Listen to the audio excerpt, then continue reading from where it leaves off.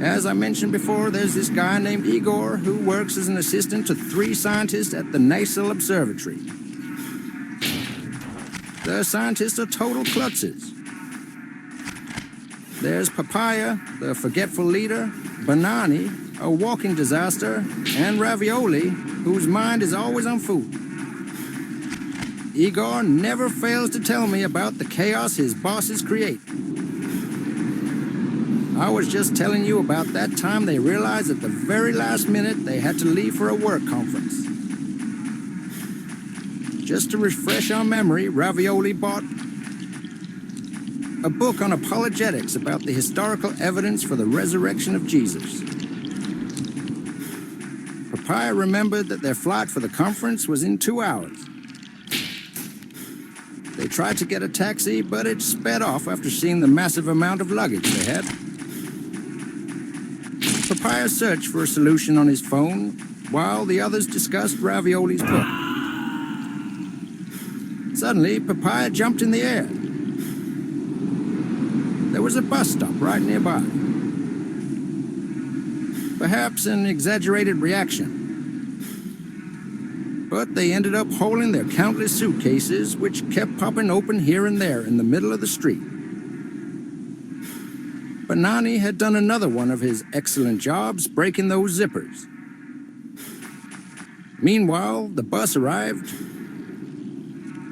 and Papaya tried to convince the driver to wait while the others loaded the bags along with the chaos onto the unfortunate vehicle.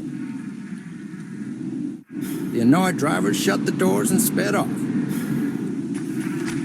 sending the 3 scientists and their luggage rolling around inside.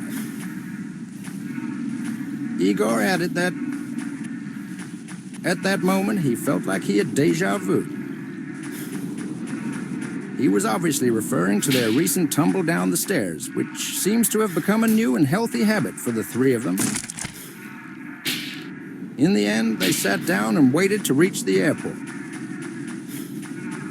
A perfect time to discuss the book.